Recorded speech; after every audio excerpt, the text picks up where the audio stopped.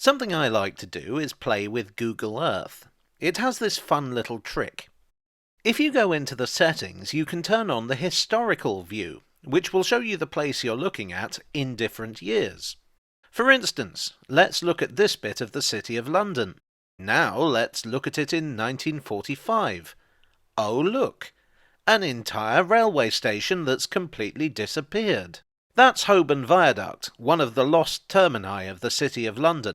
These days it's been so completely wiped out that you'd be hard-pressed to know that a station was ever there, so you may have to forgive me for showing you a bunch of office blocks instead of a bunch of cool railway ruins.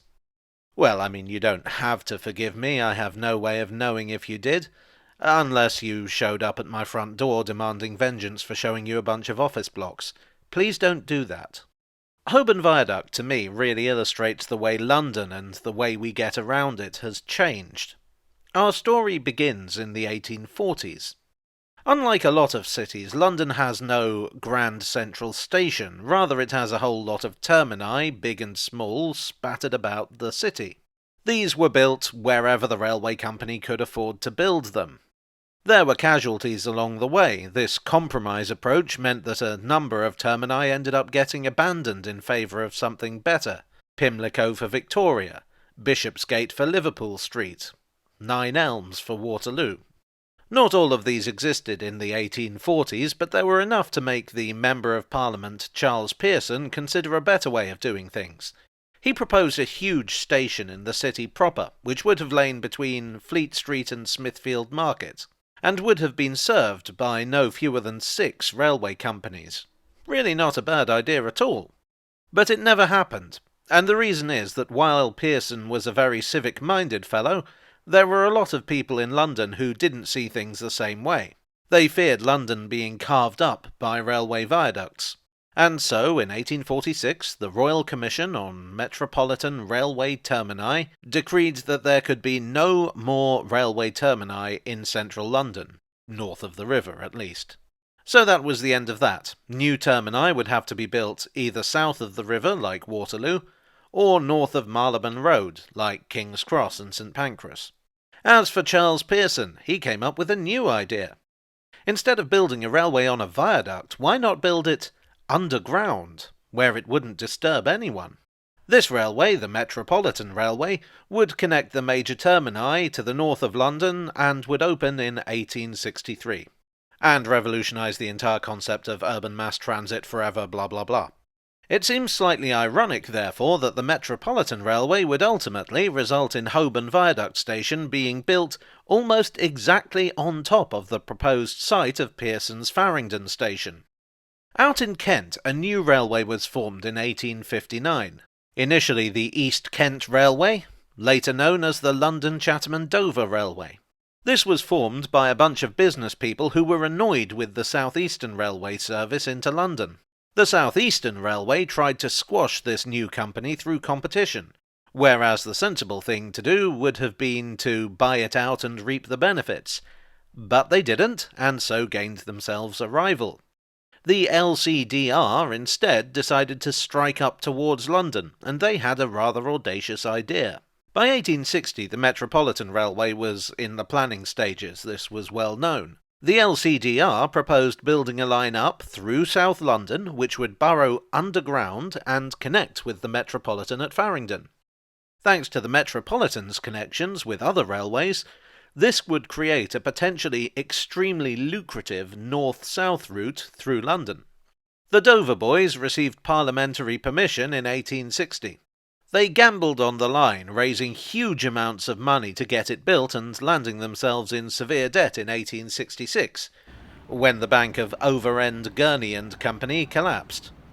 So the LCDR brought in James Stats Forbes, something of a charmer to some, referred to as a master of bunkum by others. However you view him, he evidently had the gift of the gab. He was able to convince the Great Northern Railway and the London and South Western Railway to contribute to the plan, in exchange for access to the new line, which in turn would give them access to the other side of the city from their territory. By the 1860s, Parliament seems to have eased off a bit on the whole railway termini in the city thing, particularly for southern companies. Probably because south of the river was a much poorer area with far fewer people with the wherewithal to object to a railway in their backyard. What the LCDR wanted was a terminus of their own. It was generally a good idea not to be too reliant on other companies because you never knew when you might fall out with someone. Holborn Viaduct was the ultimate result of this, but it would take them a couple of tries to get there. First, there was a station called Blackfriars Bridge, which opened here in 1864. Not bad, but the wrong side of the river. In 1865 they opened Ludgate Hill. Right side of the river, but very small. In 1866 they completed the Snow Hill Tunnel, which connected to the Metropolitan Railway at Farringdon. Right side of the river, decent size, not their station. As per the plan, there were trains all over the place from Ludgate Hill. Between the London and South Western, the Great Northern, and the London, Chatham and Dover, you could get trains all over the suburbs of North and South London and beyond. The Midland Railway also came in on this. Even the South Eastern Railway started using the line, although they had a bizarre and petty rule that no passenger who got on at Ludgate Hill could get off at a South Eastern station. And you thought ticketing on the Elizabeth line was weird. Ludgate Hill only had 4 platforms, and it was located in one of the busiest parts of the city. It was clear that more capacity would be needed. Expanding Ludgate Hill was out of the question. Land here was incredibly expensive. So the solution was to build another small terminus, slightly to the north, which would operate in addition to Ludgate Hill. The site was chosen because, thanks to the construction of the Snow Hill Tunnel, the LCDR owned some land there already. The plan was to run a spur off the viaduct and build a terminus on that. That terminus would be called Holborn Viaduct. Commuter trains would use Ludgate Hill, and this new station would handle the more prestigious services to the south coast, or rather, half of them. Since 1860, the LCDR had had a terminus at Victoria in the West End of London. And when I say half the trains, I don't mean one train would go to Victoria and then one train would go to Holborn Viaduct. I mean half the train would be uncoupled at Herne Hill and another engine would take those coaches to Victoria, while the other half would continue on to Holborn Viaduct. The new station was opened on the 2nd of March 1874. There's a bizarre shortage of images of the station from before the 1950s, so I hope you'll forgive me for using these architectural plans. As termini go, it was not exactly grand.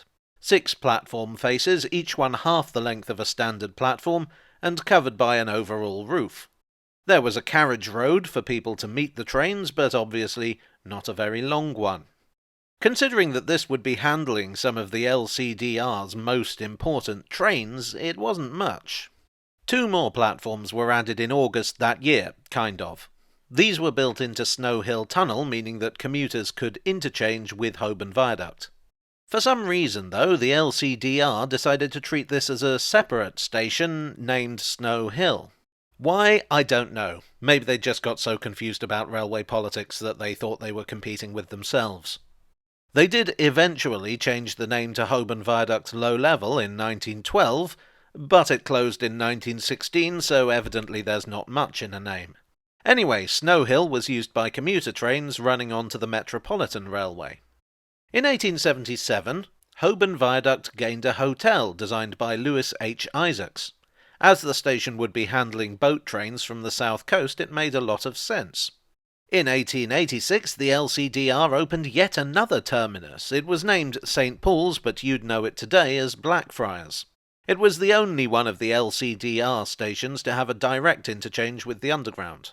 So the result was something of a mess. Ludgate Hill was the best located of the stations, so despite the existence of Snow Hill, Holborn Viaduct and Blackfriars, it was the most popular. Unfortunately, the streets were absolutely not capable of handling the amount of traffic generated by the station, and the Corporation of London complained that they had somehow found money to build Holborn Viaduct, but not to upgrade Ludgate Hill. Fortunately for the corporation, but unfortunately for the LCDR, change was on the way. The reason I mentioned Blackfriars and its connection to the Underground was that the Underground would wind up stealing a lot of the LCDR's traffic. From 1890 through to 1907, 7 underground lines would open. and the already existing Metropolitan and District railways would be electrified. 1901 would see the introduction of electric trams. Motor buses would begin to encroach on the city. Commuters were presented with a whole plethora of options for getting into the city, and many of them decided that the old LCDR wasn't worth it anymore. It was too slow, too expensive, too indirect. In 1899, having never fully recovered from the events of 1866, the LCDR joined forces with its old enemy, the South Eastern Railway, to form the South Eastern and Chatham Railway. By the First World War, the line was suffering. The hotel at Holborn Viaduct was requisitioned by the government. After the war, it became the main office of Henley's Wireless Telegraph Works. So much for international glamour.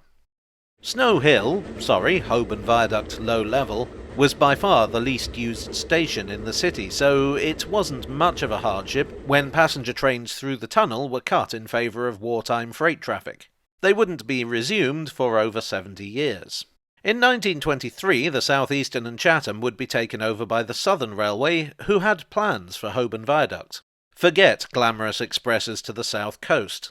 They electrified the line into it in 1925, the better to take commuter trains. But there was a problem. As I said, the platforms at Holborn Viaduct could only take 4-coach trains, but the vast majority of commuter trains were 8 coaches. So platforms 4 and 5 were lengthened. Platforms 2 and 3 would remain short, and the lines into them would never be electrified.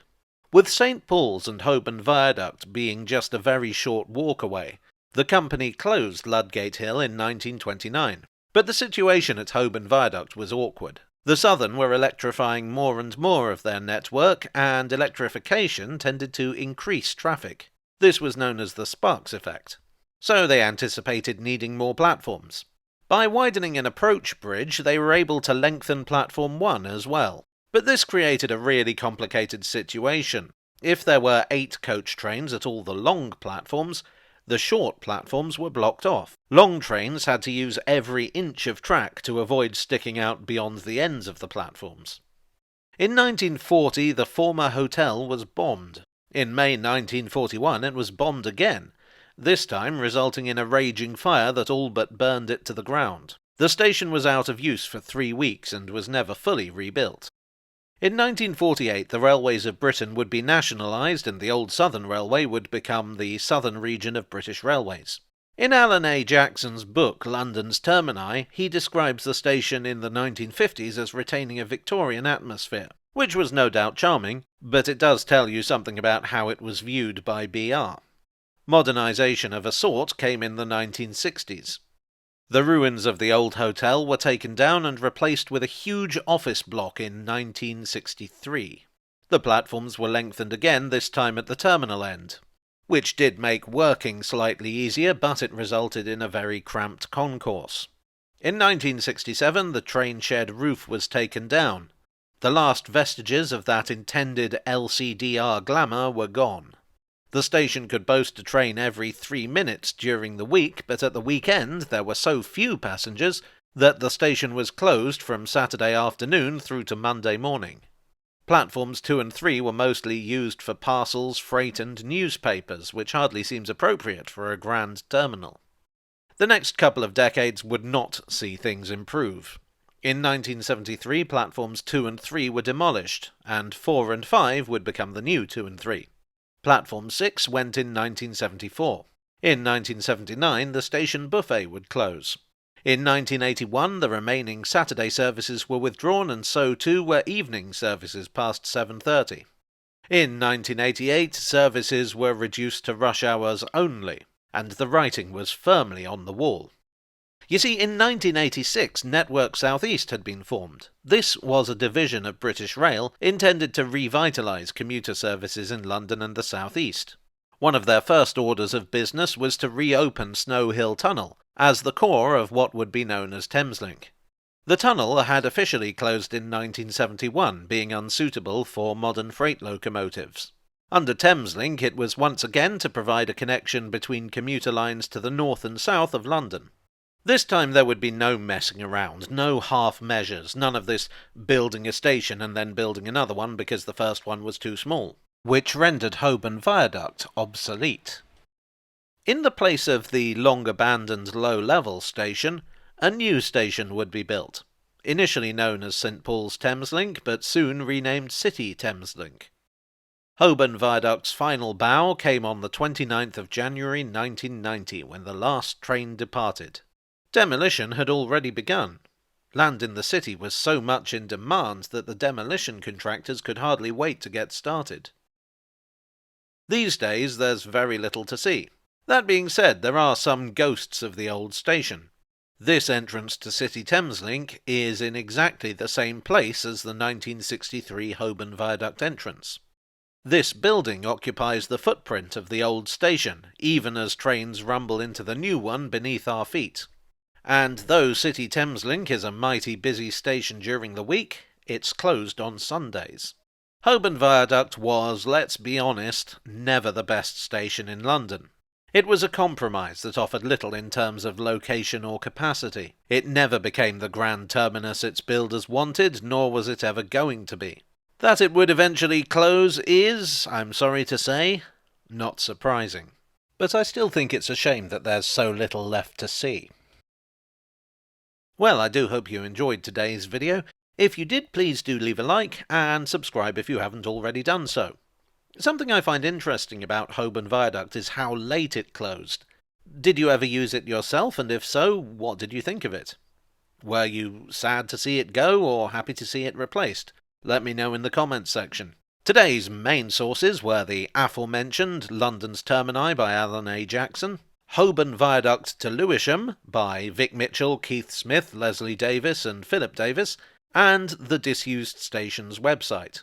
I would like as ever to thank my donors on Ko-fi, on Patreon and here on YouTube for your generous support. You are the lengthened platform to my 8-coach train. And I will see you all again very soon. Cheerio.